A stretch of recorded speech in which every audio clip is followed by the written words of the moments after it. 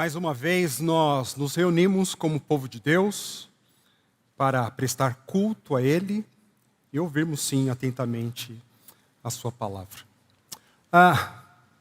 Mais uma vez estamos juntos e temos sido constantemente encorajados na reunião dos santos, no culto ao Senhor e na caminhada que nós temos no Evangelho.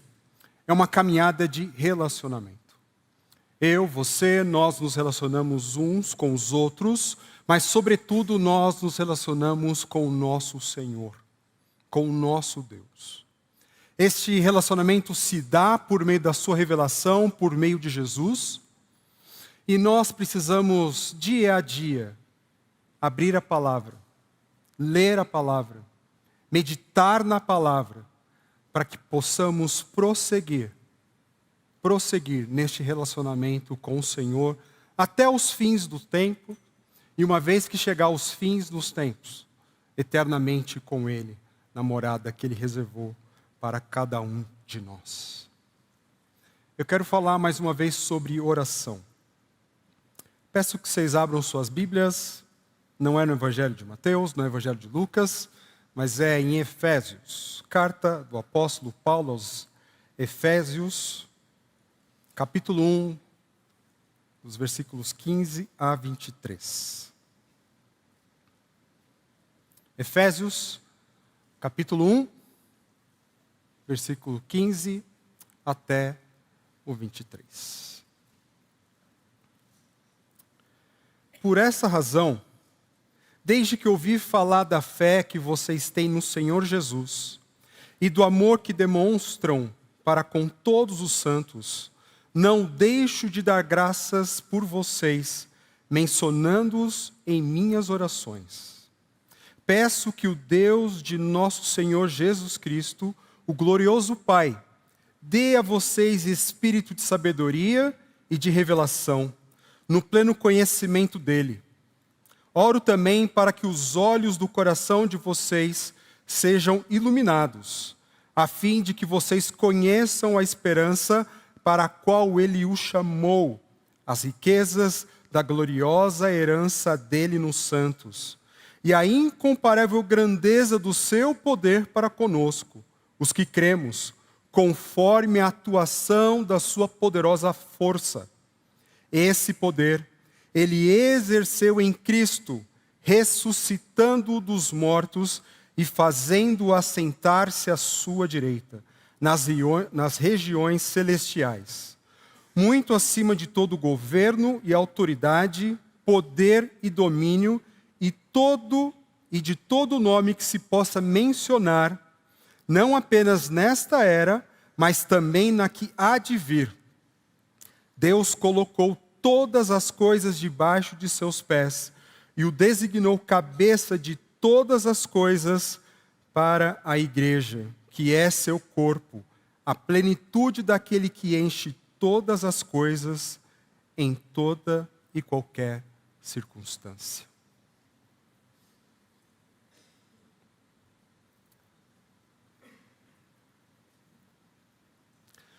No início do capítulo 1, o apóstolo Paulo, a partir do versículo 3, ele vai dar uma palavra de exaltação ao Senhor, a sua obra redentora que ele realizou, que foi realizada por meio do Pai, do Filho e do Espírito Santo.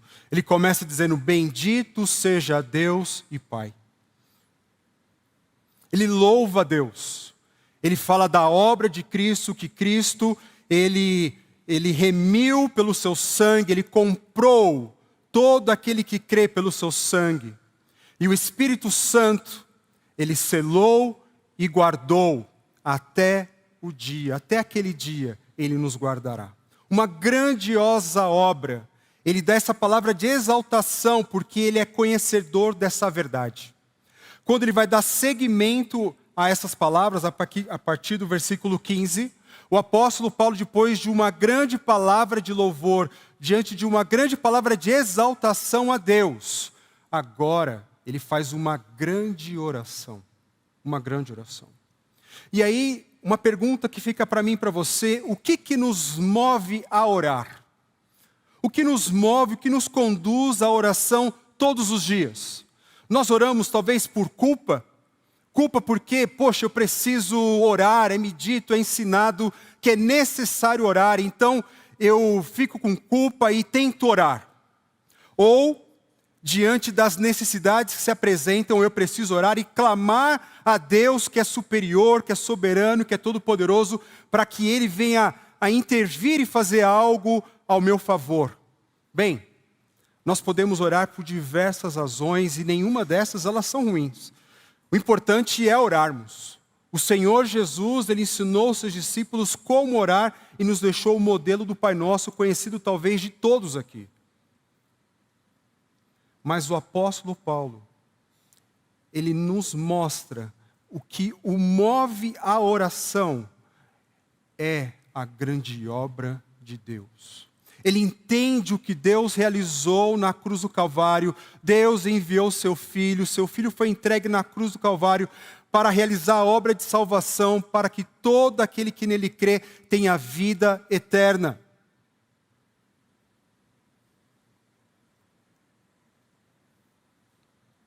Ele entende essa dimensão. Ele entende o tamanho do presente que Deus nos deu. Nesses primeiros versículos do capítulo 1, dos versículos 3 a 14, nos mostra o grande presente de Deus. Nos mostra, nos ensina, está diante dos nossos olhos que nós que pertencemos a Jesus, nós somos o povo mais rico deste mundo. Nós somos o povo mais abençoado que possa existir nesta terra. Nós recebemos um belo e precioso presente. Mas diante desse grande presente, o apóstolo Paulo, ele se coloca em oração, porque ele sabe que nós temos uma responsabilidade com esse presente. Nós precisamos desembrulhar esse presente. O problema é que nós recebemos presentes, principalmente aqueles que se casaram. Talvez você dá uma olhada, coloca ali em cima do armário, talvez um dia você vai abrir, e certamente depois de alguns anos você vai chegar lá. Como tem presente, na minha experiência, teve presentes que demorou anos para, de fato, desfrutar daquele presente que foi dado, com carinho, com amor. Mas, aquilo que Deus realizou em nosso favor é um presente que nós temos que abrir, nós temos que desembrulhar e nós precisamos desfrutar. E é isso que move o apóstolo à oração. Veja só, os versículos 15 e 16. Por que orar? O apóstolo, ele quer orar, ele dá graças àquela igreja, porque ele sabe que aquele povo, de fato, reconhece Jesus como seu Salvador.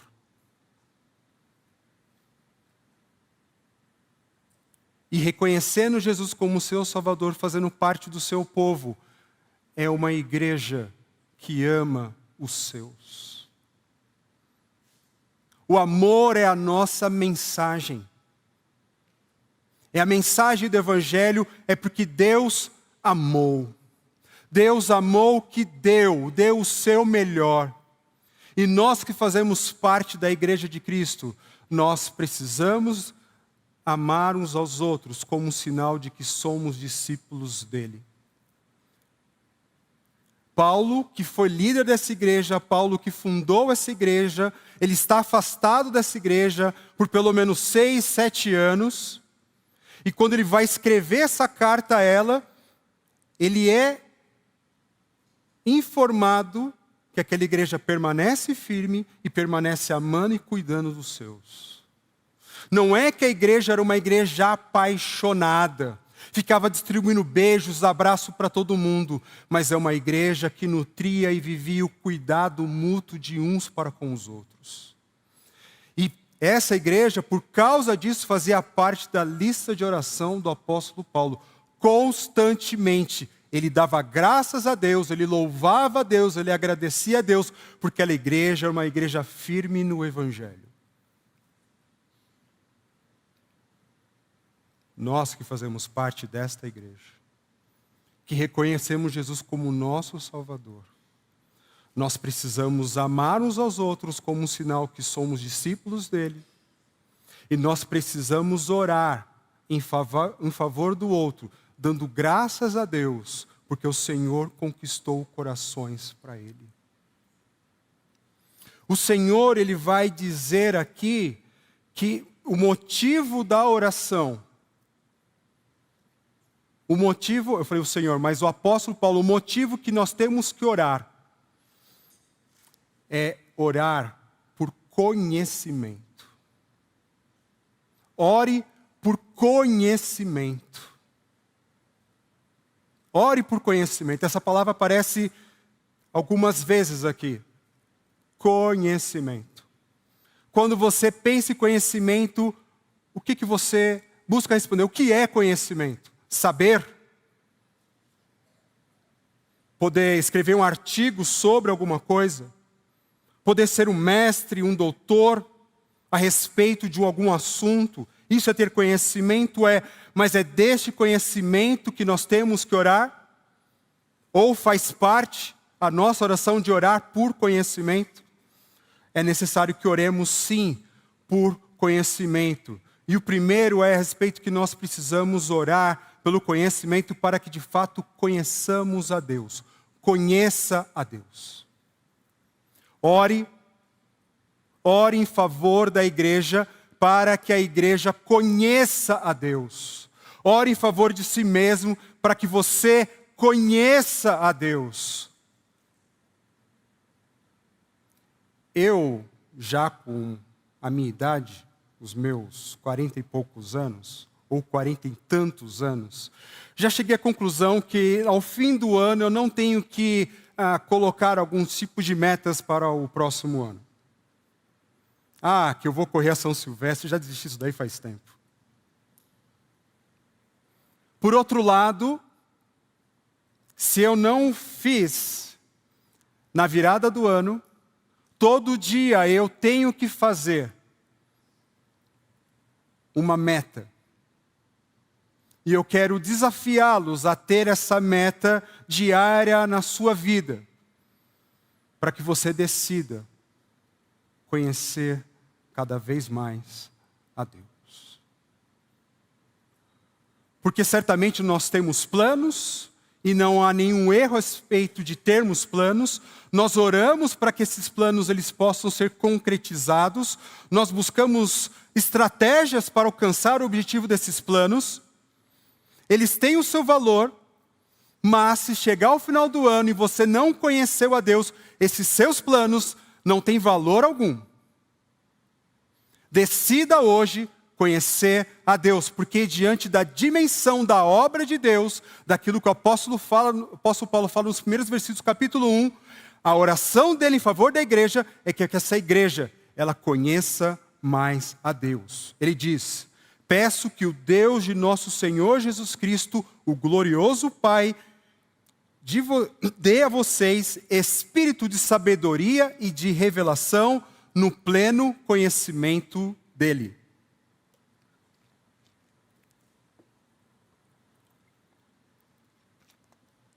Espírito de revelação não é um termo que nós podemos imaginar que Deus possa dar algo a um e não dar algo a outro. Ou que seja um dom espetacular, sobrenatural, de revelação, de sabedoria. Mas a oração do apóstolo Paulo, ela está baseada, quando ele fala espírito de sabedoria e de revelação, ele está falando a respeito do Espírito Santo. O Espírito que sela, o Espírito que guarda. Que o Espírito que sela, que guarda, ele conceda sabedoria e revelação. Sabedoria para os antigos não está associado a respeito de você ter muito conhecimento a respeito de um assunto, mas de você saber pôr em prática o seu conhecimento e viver conforme a vontade de Deus. Que o Espírito Santo de Deus lhe conceda sabedoria, para que você consiga desfrutar deste conhecimento que vai revelar Jesus. Porque o Espírito de revelação é mostrar algo que não está visto.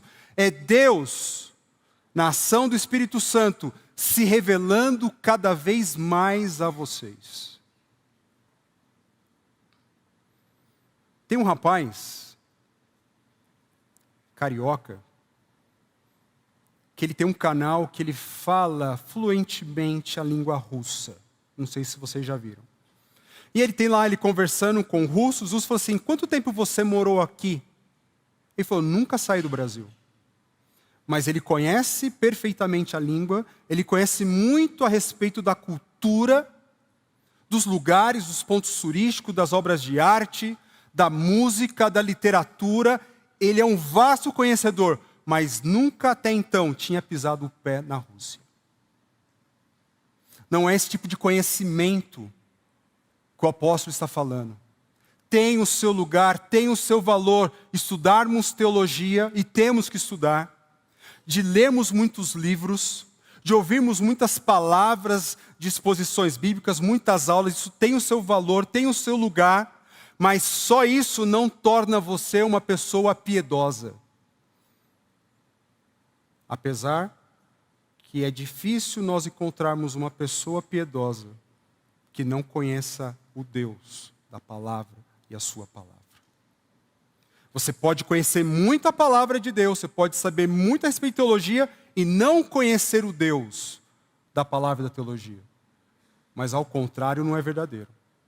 Porque aquele que conhece bem da palavra, ele pode conhecer a Deus. Conhecimento, aqui para um judeu, é relacionamento. É um relacionamento. Lembro que eu vi um canal também de pessoas que vão visitar restaurantes. E eu assistindo, eu via lá um casal chegando num restaurante ali lá no Rio de Janeiro também. E eles conhecendo a cozinha, o prato. E eu falei assim, um dia eu quero comer esse negócio aí. E meses depois eu descobri que abriram um restaurante em Campinas. Deixei meus filhos com a avó, peguei minha esposa, fui lá no restaurante. Eu e minha esposa. Fomos, pedimos o prato, pedimos a sobremesa, comemos, só gostei da sobremesa. Mas visualmente, o que me levou não foi a sobremesa. Foi aquele prato principal, maravilhoso e tantas outras coisas mais. Mas eu, depois de provar, posso falar assim, não é tão bom assim. De fato, eu conheci aquele prato, eu conheci aquela refeição. Porque além de ver, eu pude experimentar. Quando o apóstolo Paulo ele ora em favor da igreja, para que essa igreja ela possa ter o espírito de sabedoria, de revelação no pleno conhecimento de Deus, a intenção do apóstolo Paulo é que aquela igreja ela conheça a Deus verdadeiramente. E aí é necessária oração. É necessário aprendermos a orar, porque o próprio apóstolo Paulo em Romanos ele diz que nós não sabemos orar como convém. Mas graças a Deus que o Espírito Santo ele intercede ao nosso favor. Mas precisamos buscar, olhar na palavra de Deus e ver motivos de oração e como orar. O Senhor Jesus deixou o modelo, o apóstolo Paulo nos dá motivos para orar. Ore em favor da igreja, para que a igreja ela conheça a Deus. Nós estamos orando pelos enfermos da nossa igreja. Isso é ótimo, isso é maravilhoso. Vamos nos manter assim, perseverantes em oração. Mas nós podemos orar um pouco dessa intercessão pelos enfermos, mas que nessa enfermidade eles possam conhecer mais a Deus. Eu posso orar pelas minhas necessidades, pelas necessidades dos irmãos. Oremos, mas que nessas necessidades, nessas aflições, nessas dores, nesse sofrimento, que possamos conhecer mais a Deus. Conheça mais a Deus. Busque mais a Deus verdadeiramente. Porque se nós não fizermos isso, nós temos um grande presente, colocado num lugar especial, dentro da nossa casa, dentro do nosso lar, dentro da nossa família, mas se nós não abrirmos esse presente, o valor dele não será evidenciado. Por isso que o apóstolo Paulo ele ora. eu oro para que Deus, o Pai, conceda o Espírito de sabedoria, o Espírito de revelação, para que vocês tenham pleno conhecimento de Deus. Existem duas palavras no grego sobre conhecimento: do saber, e uma palavra que já foi até tema do retiro dos jovens, que é de um saber amplo, um conhecimento amplo, pleno, perfeito. E esse saber é um saber relacional, experimental. Nós precisamos experimentar de Deus. Eu posso chegar aqui no culto gratidão, falar a respeito da experiência que eu tive com Deus, encorajá-los para que vocês possam confiar em Deus e no momento certo você ter uma experiência com Deus. Nós sabemos que Deus é fiel. Você crê que Deus é fiel? Sim ou não? Eu creio que Deus é fiel. Agora, que diferença é quando nós experimentamos da fidelidade de Deus? Deus é bom? Sim, Deus é bom. Como é maravilhoso experimentar da bondade de Deus. Lembro-me que eu via testemunhos de provisões na vida dos outros, eu me alegrava, eu acreditava que era uma ação de Deus, mas lá no fundo do meu coração dizia o seguinte: essas coisas não acontecem comigo. Até que um dia aconteceu. Até que um dia eu experimentei de um modo diferente da ação benéfica de Deus ao meu favor. Queridos, nós precisamos olhar uns pelos outros. Nós precisamos, além de orar uns pelos outros. Nós precisamos desejar ardentemente conhecer a Deus e orar em favor desse conhecimento na vida da igreja. Que Deus não seja um tema acadêmico na nossa vida, mas que Ele seja alguém que ande, caminhe comigo todos os dias. Senhor, caminhe comigo hoje, caminhe comigo amanhã, caminhe comigo todos os dias. Senhor, caminhe com os meus amigos, caminhe com os meus irmãos. Senhor, caminhe com a minha igreja todos os dias, porque nós precisamos conhecê-lo, nós precisamos experimentá-lo. O apóstolo orou em favor da igreja de Éfeso, e nós queremos orar só em favor uns dos outros. Ore pela ação do Espírito que possibilita o verdadeiro conhecimento de Deus. Ore pela ação do Espírito que possibilita o verdadeiro conhecimento de Deus. Segundo, conheça o chamado de Deus. Versículo 18, primeira parte. Oro também para que os olhos do coração de vocês sejam iluminados, a fim de que vocês conheçam a esperança para a qual Ele os chamou. Repito, oro também para que os olhos do coração de vocês sejam iluminados, a fim de que vocês conheçam a esperança para a qual Ele os chamou. Os antigos, eles sabiam o que eram olhos. Eles sabiam o que era o coração, este órgão que bate, que pulsa o nosso sangue em todo o corpo. Eles sabiam o que era isso. Só que quando o apóstolo ele fala para que os olhos do coração, lógico, o coração não tem olhos, mas se olhos do coração eles sejam abertos, sejam iluminados, ele não está falando sobre as nossas emoções. Você não vira para o seu cônjuge e fala assim: eu te amo com as minhas entranhas. Mas essa era a maneira como na Bíblia fala das emoções, das entranhas, do rim. Quando aqui o apóstolo fala para que os olhos do coração sejam iluminados, ele está falando a respeito da razão. Sobre tudo o que se deve guardar, guarde o seu coração. Guarde o centro da sua razão, onde você toma decisões na sua vida, porque dela procede todas todos os caminhos da sua vida. O apóstolo Paulo fala que você consiga olhar para a sua razão. Que seja iluminado os olhos do seu coração para você perceber a razão. E qual razão é essa? Da esperança que o chamou. Queridos, nós fomos chamados em Cristo Jesus. Nós podemos dizer que buscamos a Deus até encontrá-lo, que tentamos encontrar o Senhor de todas as maneiras, mas quando nós olhamos atentamente para a palavra de Deus, o que nós vemos é que Ele que nos encontrou. Foi Ele que veio em nossa direção. Nós estávamos completamente perdidos, separados, rebeldes do caminho de Deus. Ele nos encontrou, Ele nos chamou. Ele nos chamou. E nesse chamado nós temos agora uma esperança. Esperança na palavra de Deus é algo que de fato será concretizado. Esperança na língua portuguesa é algo que certamente, possivelmente, talvez será concretizado, será alcançado.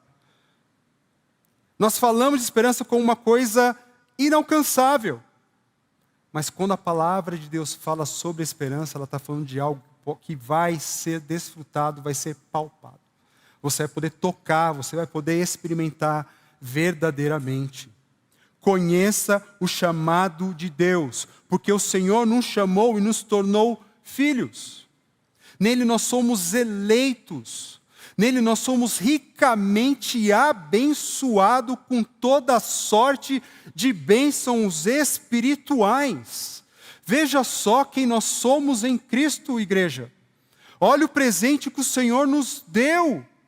Oremos uns pelos outros para que possamos, pela graça de Deus, desembrulhar esse presente e desfrutar desse presente todos os dias, conhecendo o seu chamado. O Senhor nos chamou. E quando estamos trilhando esse chamado em santidade, em verdade, em uma obediência grata, porque não basta ser obediente se não existe gratidão no seu coração. Você pode fazer o bem a uma pessoa e odiá-la ao mesmo tempo. Mas uma obediência grata é quando nós olhamos para esse grande amor de Deus e nós somos constrangidos por esse amor a obedecê-lo, como expressão da nossa gratidão. Nós precisamos conhecer o chamado. O Senhor nos chamou para sermos santos e inculpáveis, irrepreensíveis, onde? Na sua presença. Por estarmos em Cristo, por sermos abençoados por Cristo, por participarmos dessa grandiosa bênção que o Senhor nos concede em Cristo, diante dele, não temos culpa alguma e somos purificados. Tudo isso pela ação misericordiosa de Deus em nosso favor. Conheça o chamado de Deus, que isso possa trazer esperança, porque junto desse chamado, o Senhor nos concedeu promessas. Promessas. E aquilo que Deus prometeu, Ele cumpre. Deus cumpre as suas promessas.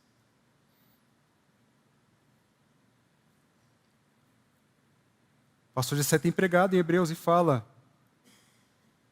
mantenha-se firmes. Nunca te desampararei.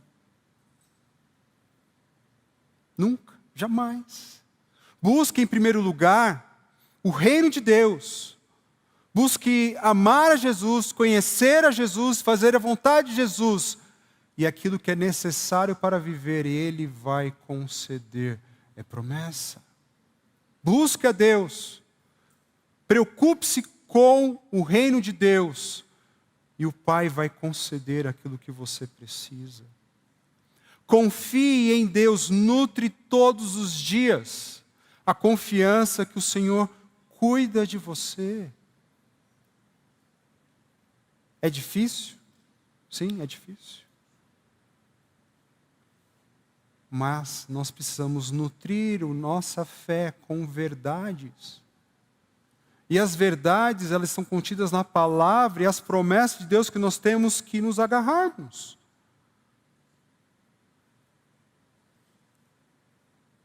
Conheça o chamado de Deus. Ore por convicção.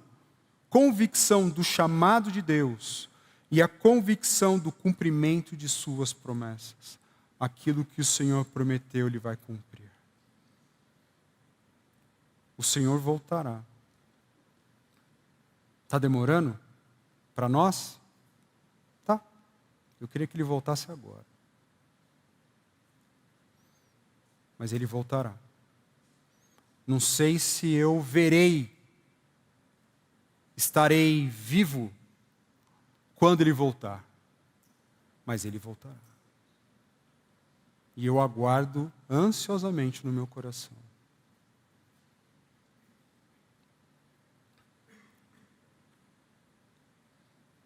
Ore por convicção do chamado de Deus e do cumprimento de suas promessas. Terceiro, conheça a herança de Deus. Conheça a herança de Deus. Um ponto importantíssimo. O apóstolo diz: oro também para que os olhos do coração de vocês sejam iluminados, é o versículo 18 inteiro, a fim de que vocês conheçam a esperança pela qual Ele o chamou, as riquezas da gloriosa herança dele, de Deus, nos santos. O apóstolo Paulo não fala da herança que nós vamos receber. O apóstolo Paulo fala e ora para que possamos compreender que nós somos a herança de Deus. Nós fomos comprados pelo sangue de Jesus. Nós pertencemos a Ele. A nossa vida deve ser devotada exclusivamente a Ele. Quando eu casei com minha esposa, este anel virou uma aliança quando eu proferi promessas. Eu fiz um pacto, eu fiz uma aliança com ela de ser fiel, de cuidar dela nos momentos bons e ruins, de honrá-la em todo instante, até que a morte os separe. Virou uma aliança. O Senhor Jesus, na cruz do Calvário, com sangue derramado, Ele firmou uma aliança eterna com cada um de nós. Nós pertencemos a Ele, nós somos dele, Ele é nosso. Irmãos, por isso que a palavra diz que o Senhor tem ciúmes, porque nós não podemos flertar com outros deuses. Nós não podemos ansiar com outras coisas, com falsos deuses, porque eles não podem satisfazer o coração. Eles não realizaram a grandiosa obra que o apóstolo louva nos primeiros versículos do capítulo 1 de Efésios. Mas quando nós não nutrimos a verdade no nosso coração, nós não conhecemos a Deus, nós não conhecemos o chamado de Deus, nós não sabemos que somos herança dele e flertamos com outros deuses, outros senhores. Nós colocamos a nossa esperança em coisas passageiras e deixamos Deus de lado. Deus tem fortes ciúmes daqueles que o pertencem. Entenda uma coisa, você em Cristo é propriedade exclusiva de Deus. E eu não estou falando isso para encher o seu coração de autoestima. Aqui não é uma teologia coach, mas eu quero que a verdade do Evangelho de Deus, a verdade a respeito do Senhor, da sua obra, enche o seu coração e você saiba quem você é em Cristo. E que o seu coração, o meu coração, o nosso coração esteja totalmente focalizado no Senhor e na sua glória. Porque tudo aquilo que o apóstolo Paulo louvou a Deus no primeiro capítulo, nos primeiros versículos, ele tem um objetivo: para o louvor da sua glória, para o louvor da sua gloriosa graça, para que todos possam saber aquilo que Deus fez e louvar a Deus pela sua gloriosa graça. E o apóstolo Paulo olha para a igreja, olha para mim, olha para você, ele ora para que esse presente possa ser desembrulhado, para que esse presente possa ser desfrutado e que nós possamos saber que nós somos herança, nós somos propriedade exclusiva de Deus. Este é um conhecimento experimental que precisamos cultivar diariamente. Diariamente. Porque se você não cultivar, se eu não cultivar isso, se nós não fizermos da maneira correta, nós estaremos de novo pegando aquele papel amassado do presente, embrulhando e colocando num lugar onde nós não vamos tocar. Conheça a herança de Deus. Você é herança de Deus. Eu sou herança de Deus. Nós somos herança de Deus. Oremos em favor uns dos outros, para que esta verdade de que somos herança do Senhor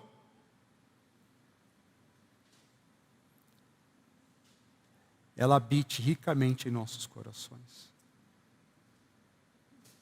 Que ela habite ricamente em nossos corações. Ore por crescimento contínuo de que somos preciosos para Deus. Nós somos preciosos para Deus. Não porque nós éramos maravilhosos, estávamos perdidos assim, e aí Deus olhou, o Fábio é um carinha tão legal, vou fazer algo a favor dele. Não. Nós somos preciosos porque nós fomos comprados por Jesus. Jesus é amado do Pai. E o amor do Pai ao Filho é derramado em todos os nossos corações. Nós somos preciosos porque nós estamos conectados com Cristo, porque nós pertencemos a Jesus. Entenda isso, igreja. Não deixa mentiras ganhar espaço no seu coração dizendo que não é assim, que isso não é verdade. Só não é verdade se o Senhor Jesus não for o teu Salvador. Mas se Ele é o teu Salvador, confie nisso. Você é nação santa. Você é uma nação real. Você é propriedade exclusiva de Deus. Você não deve pertencer a mais ninguém, senão a Jesus, a Deus Pai. E por último, conheça o poder de Deus. Versículos 19 e 20. E a incomparável grandeza do seu poder para conosco, os que cremos, conforme a atuação da sua poderosa força.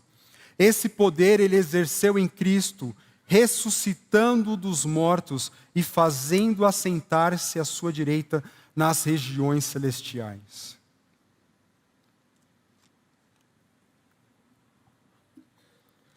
Eu preciso ler novamente esse texto. Incomparável grandeza do seu poder para conosco, os que cremos, conforme a atuação da sua poderosa força. Esse poder ele exerceu em Cristo, ressuscitando dos mortos e fazendo assentar-se à sua direita nas regiões celestiais. Conheça o poder de Deus. Não caia na tentação de que esse poder de Deus é um poder que você pode manipular. Que é o poder que nós vemos em animações e filmes de heróis, que determinado herói, para poder salvar ali, ele usa de um poder especial. Não, não. O apóstolo Paulo ora para que esse poder que ressuscitou Jesus, ele vem atuar em nós. Nessa sentença, o apóstolo Paulo lhe usa sinônimos da palavra poder. 4 palavras. porque ele quer tentar mostrar o tamanho desse poder, que é imensurável. Mas ele vai usando sinônimos para tentar mostrar o poder, a atuação, a força poderosa, para falar que esse poder que atua em nós hoje é o poder que ressuscitou Jesus. É o poder que tirou Jesus da escuridão, que ressuscitou.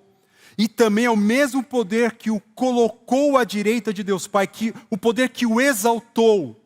Não é qualquer poder. Porque se nós entregamos a nossa vida em Cristo, o Senhor nos achou na lama do pecado, o Senhor nos arrancou da lama, mas agora Ele está usando do seu poder para tirar a lama de nós. Ele nos está transformando. Permita que Deus transforme a sua vida. Capítulo 5, versículo 18 diz: deixem-se encher do Espírito. Permita que o Espírito tome conta de vocês. É uma ação passiva. O Senhor vai me encher, o Senhor é que vai me preencher. Mas na minha atitude, na minha atividade, eu preciso permitir que Deus faça isso. O apóstolo ora em favor daquela igreja, para que aquela igreja entenda que existe dentro dela o maior poder que já realizou a maior obra deste mundo. O maior poder desse mundo, o maior acontecimento desse mundo, qual foi? Foi a ressurreição.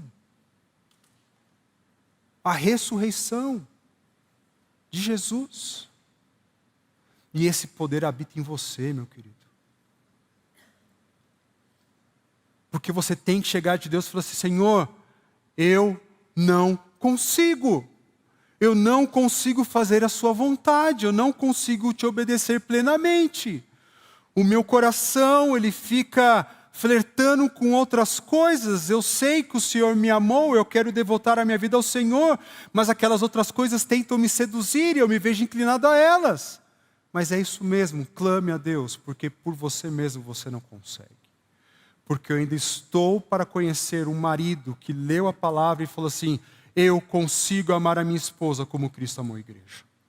Ele só consegue fazer isso na ação poderosa de Deus que habita nele. A esposa, ela consegue se submeter ao seu marido, ser uma auxiliadora, uma companheira maravilhosa ao seu lado, não pela sua força, mas sim pela força, o poder de Deus que ressuscitou Jesus Cristo que habita nela. Os pais, eles conseguem caminhar os seus filhos, ele consegue não irritar os seus filhos, ele consegue disciplinar os seus filhos, não por si mesmos, mas sim pelo poder que atua nele, poder de Deus que atua nele. Os filhos conseguem obedecer aos seus pais, honrar os seus pais, quando depende do poder de Deus que atua nele. Irmãos, o Senhor nos predestinou, o Senhor nos escolheu para quando estivermos diante dele não tenhamos mais culpa alguma. Vocês lembram Isaías? Quando Isaías ele tem um contato com Deus, ele tem uma visão de Deus, o que acontece com ele? O que ele vê? A culpa dele. Mas naquele dia, pela graça do Senhor Jesus, nós veremos a Deus e não teremos erro algum, não teremos culpa alguma, porque tudo foi perdoado, tudo foi sanado. Mas hoje aqui, o Senhor quer nos transformar de glória em glória, e só Ele pode realizar isso no meu coração, no seu coração, porque o Senhor, Ele não quer nos transformar em pessoas melhores, uma melhor versão de nós mesmos. Já falei isso tantas vezes, não canso de repetir. O Senhor, Ele quer nos transformar à imagem do seu Filho Jesus. E a oração do apóstolo é para que a igreja compreenda isso, para que a igreja saiba disso e que a igreja desfrute disso. Há pecados em nossa vida que a gente acha que nunca vai se livrar? Isso aqui vai fazer parte da minha vida para sempre. O Senhor Deus nos deu a atuação poderosa do seu Espírito em nossa vida para termos essa vitória para a glória de Deus. Conheça o poder de Deus. O poder de Deus. Não é conheça as sensações de Deus. Não são os comichões de Deus. Mas conheça o poder de Deus. O poder que ressuscitou Jesus. E o poder que o exaltou. O mesmo poder que Ele deu para testemunharmos a respeito do Evangelho. Aqui em Bragança, em São Paulo, no Brasil e em todo o mundo. Esse poder, ele atua em mim. Esse poder atua em vocês. Ore por entendimento claro do imenso poder que atua em nós. Ore por entendimento claro do imenso poder que atua em nós. Ore por conhecimento, um conhecimento relacional, experimental, vívido, para conhecer a Deus, conhecer o chamado de Deus, conhecer a herança de Deus e conhecer o poder de Deus. Vamos orar. Vamos orar ao Senhor.